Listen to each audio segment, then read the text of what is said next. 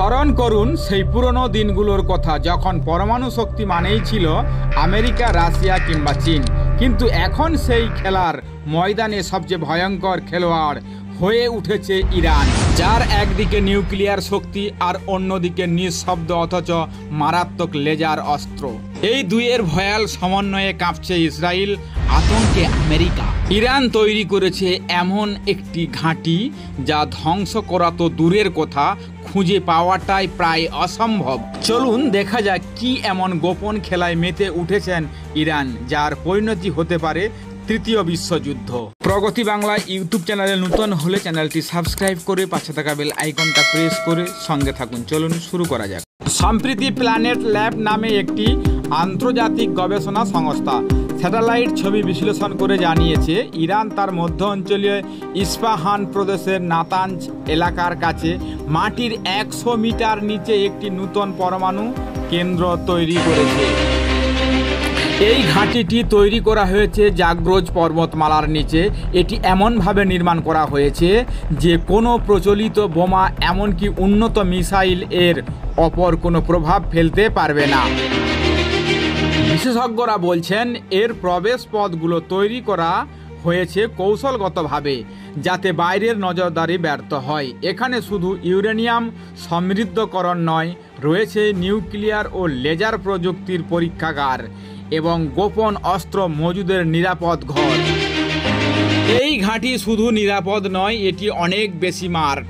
এখানে ব্যবহৃত হচ্ছে এমন প্রযুক্তি যা রাডারে ধরা পড়ে না। স্যাটেলাইট চিত্রে দেখা গেলেও ভেতরে কি হচ্ছে তা জানা অসম্ভব।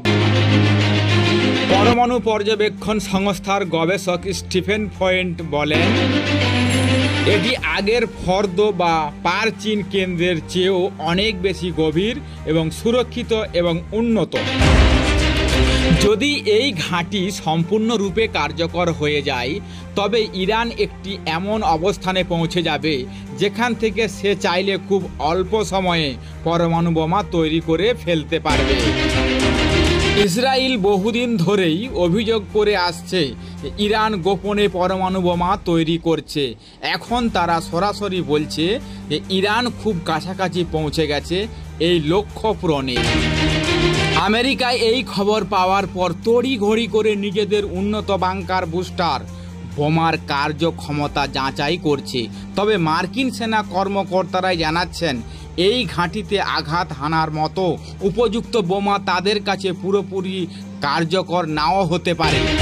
এমনকি ড্রোন বা সাইবার হামলাও ব্যর্থ হতে পারে, কারণ এই ঘাঁটিতে রয়েছে বহু স্তরের সুরক্ষা।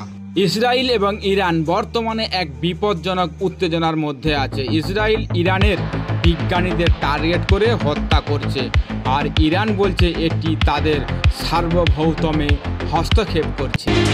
সম্প্রতি গাজা যুদ্ধ, লেবানন হিজবুল্লাহর সক্রিয়তা এবং ইয়েমেনের হুতি বিদ্রোহীদের মিসাইল হামলা এই অঞ্চলের পরিস্থিতিকে আরও জটিল করে তুলেছে। এই অবস্থায় যদি ইরান সফলভাবে পরমাণু বোমার প্রস্তুতি সম্পূর্ণ করে, তবে ইসরায়েল নিশ্চুপ থাকবে না এবং তখন শুরু হতে পারে মধ্যপ্রাচ্য জুড়ে এক নূতন ধ্বংসযজ্ঞ। প্রশ্ন উঠতেই পারে, ইরান কি বানালো, তাতে আমাদের কি? কিন্তু মনে রাখতে হবে, যুদ্ধ শুধু সীমান্তে থেমে থাকে না, তার প্রভাব পড়ে বিশ্ব অর্থনীতি, জ্বালানি বাজার, এমনকি আমাদের রোজগার জীবনে। বিশেষ করে হরমুজ প্রাণনালী যদি অচল হয়ে যায়, তবে জ্বালানি তেলের দাম কয়েক গুণ বেড়ে যেতে পারে, যা সরাসরি আমাদের দেশের বাজারে ধাক্কা দেবে।